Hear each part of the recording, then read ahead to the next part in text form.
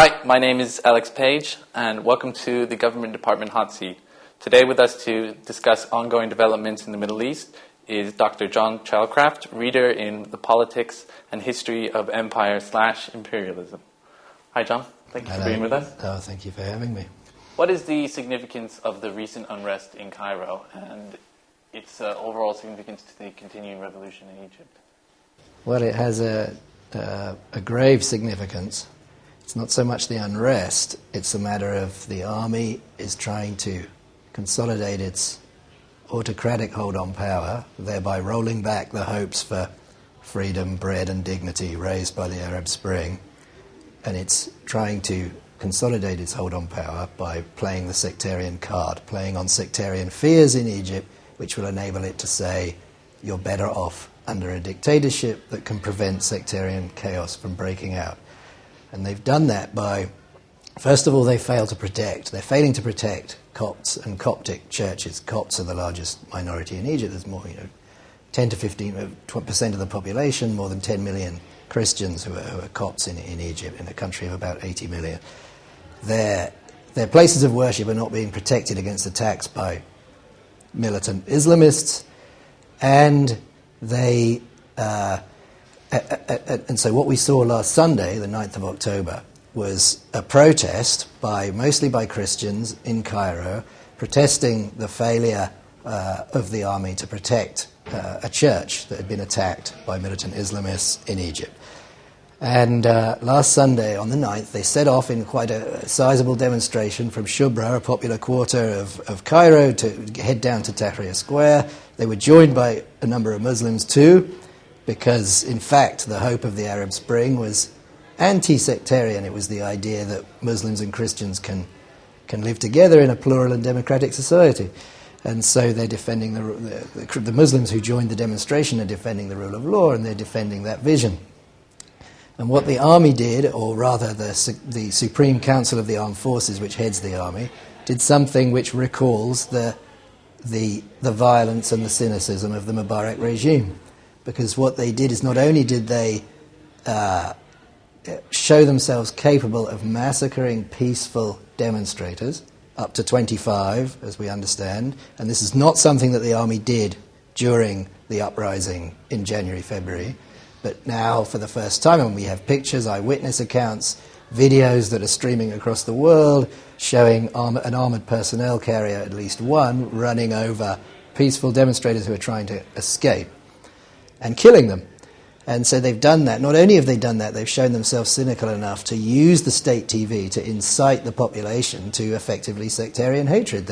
On state TV, the message went out that Muslims had to come down onto the streets to protect the army who were being attacked by Muslims, by Christians. And of course they've muttered darkly, recalling again the cynical techniques of the Arab dictatorships of years gone by.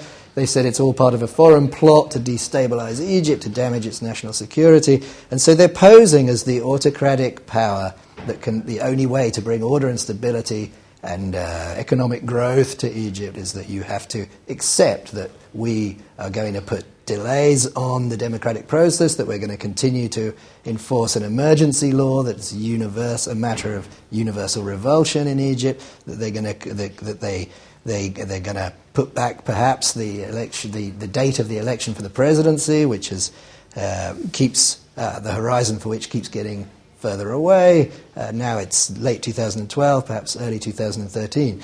So it's been significant. They're able to play on fears of militant Islam and exaggerate them. This is the Supreme Council of the Armed Forces. They're able to use existing elements of sectarian prejudice, which exist in Egypt, like in any society, and they're able, therefore, to pose as the autocratic power that can hold everybody in check.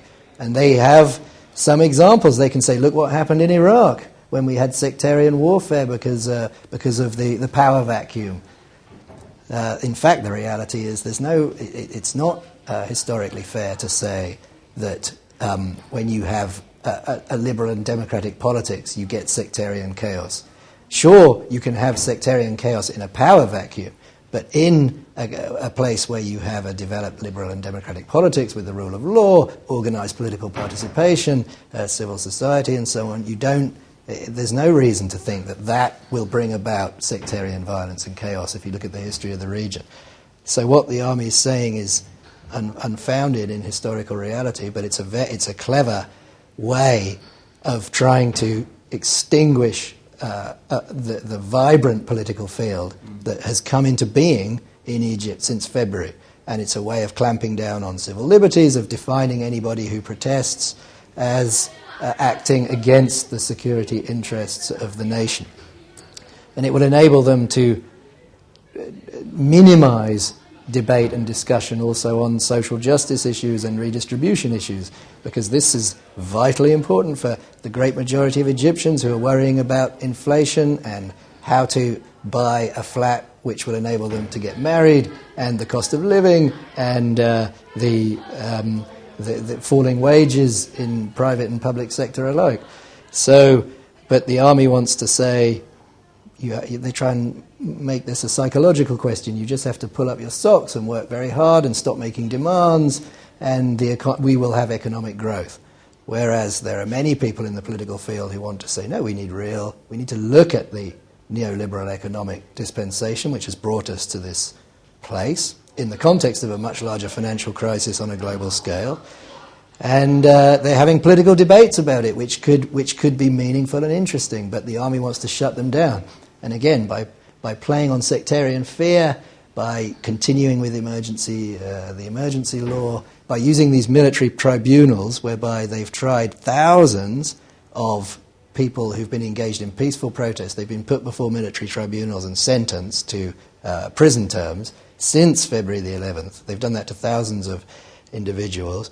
They're able to clamp down on the sorts of vibrant political debate that have in fact been promised by the Arab Spring and that have raised hopes high, for good reason. So it's a dangerous moment for the reason, because they're able to play on fears that exist and historical examples that seem to confirm what they're saying. But we mustn't take our eyes off the fact that they're trying to crush a meaningful political field in Egypt. Do you have much optimism for the ideals of the revolution to continue, or? Well, I'm a mixture of optimism and pessimism. I mean, we have to look at it's very real, the sectarian fear, the sectarian question in Egypt. It's real. We can't, and the vested interests and the power of the army are real. The power of the West to incite all sorts of irrational fears vis-à-vis militant Islam, the power of the West to support client dictatorships, the power of the West to impose neoliberal economics, and the cynical geopolitics that it's been practicing for a long time, are all part of the equation, and we can't be unrealistic and naive about those forces. But at the same time, there was some promise in the Arab Spring. One was that in terms of Western geopolitics, there was some vacillation. These popular uprisings really caught the status quo by surprise. Because the status quo is pursuing, internationally, supports these dictatorships. I mean, as we know, France was sending tear gas to Ben Ali in Tunisia until the 12th of January. They support them, and of course, such as Saudi Arabia as well, it's very important. And they're taken by surprise by these popular uprisings, and which are also uprisings for social justice in the face of a neoliberal economics that the West is supporting. So, and there was some vacillation in the West, partly because these movements were quite inspiring to quite significant sectors. I mean, there's a meaningful sector associated with human rights. There are people that believe that, democracy and civil liberties and participation is a good thing. So there was some vacillation. I mean, whereas, for example, as I understand it, reported in The Guardian, MI6 over Libya recommended that we continue to do business with the devil we know, referring to meaning that they would continue to support Colonel Gaddafi. But other elements in the security and political establishment decided against it, especially David Cameron, according to the research done by The Guardian, it would seem. So there was vacillation in the West over its quite long-standing policy. So that was a moment for hope, especially if one put that against the background of what Obama had promised to the region 2 years before, and the upcoming Palestine statehood bid, and the background where the financial crisis we hoped might have led commentators to at least question the dominant neoliberal paradigm for financial deregulation, and finally the idea that the war on terror had not produced very many productive kinds of results, and that the idea was to draw back from Afghanistan and to draw back from Iraq. And so there was a positive geopolitical conjuncture, political, economic, cultural, and so there are reasons to be hopeful. But as we know, I know you're going to ask me about the Palestine question, but we know what's happened, which is that the United States and Europe have been working very hard to oppose the Palestinian bid for statehood at the UN, which is, it's not strictly predictable, because as I say, there was some vacillation and there was some hope that was associated with Obama, but that's now been completely thrown into the trash can. Yeah, so recently Mahmoud Abbas tried to link the Arab Spring with Palestinians' bid in the UN. Do you see a distinct link between these processes? Well, there is a link insofar as, the Palestine bid for statehood has been on the table for a long time, and they've been proposing that it will come forward to the UN for a long time. But it's important that it's set in the context of the Arab Spring, because it is an assertion of the rights of a people to national self-determination, an assertion of a kind of collective pride or self-esteem that is not sectarian, and it's not about militant Islam, and it's not in any way a threat to the established order of nation-states. It proposes a national right to self-determination. That's what Mahmoud Abbas was able to say at the UN. And this is in a context where you have some room for manoeuvre on the geopolitical stage, and a larger assertion of rights associated with the Arab Spring, and where you have global audiences from London to Damascus and beyond seeing these events unfold. There are all sorts of connections between how people perceive. Now that Obama has shown himself to be engaged in what's being read as a cynical electoral ploy, because in order to win votes at the next election, he's decided to completely cave in to the Zionist lobby in the United States and to back the most craven and unpalatable right-wing administration virtually in the history of Israel, which is the right-wing government under Benjamin Netanyahu. And so he's chosen to back that administration, and therefore to allow the ongoing occupation, ethnic cleansing, the siege of Gaza.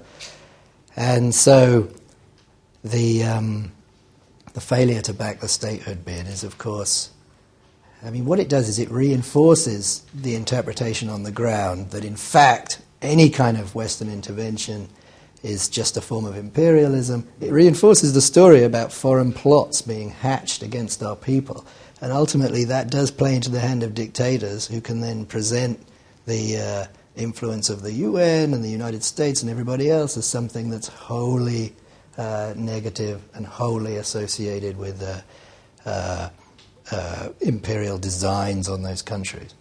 Whereas I think a more subtle reading of what happened in 2011 was that there was some vacillation in the geopolitics. It wasn't exactly clear to Western leaders how they should respond to these uprisings.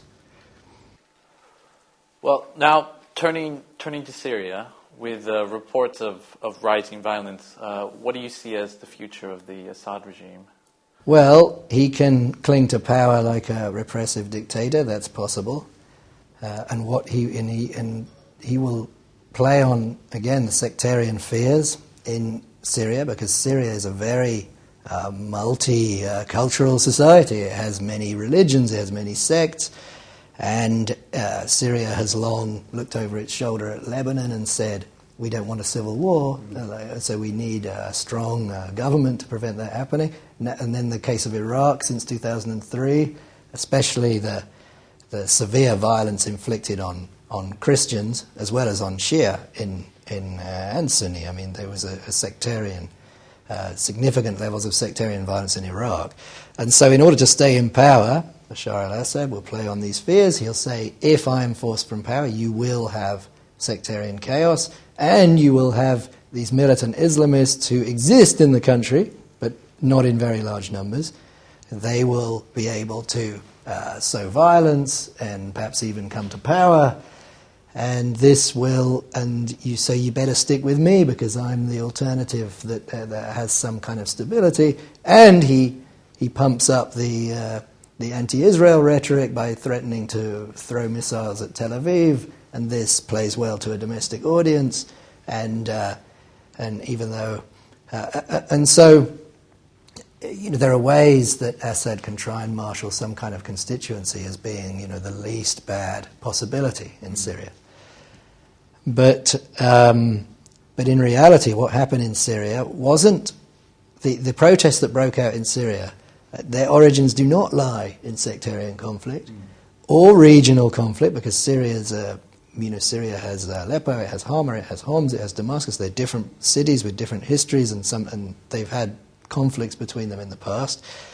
It didn't arise from sectarian conflict, and it certainly didn't arise from militant Islamism, which as Fawaz Gerges has it in his recent book, the professor at LSE, the remarkable silence and inability of Al-Qaeda and other kind of associated Salafi Islamist organizations to say anything about the Arab Spring, because the language of bread, dignity and freedom and social justice that were being articulated by very large numbers, millions of youthful and not so youthful men and women across the region from all walks of life, in no way fitted into some narrow Islamist program for the transformation of the state.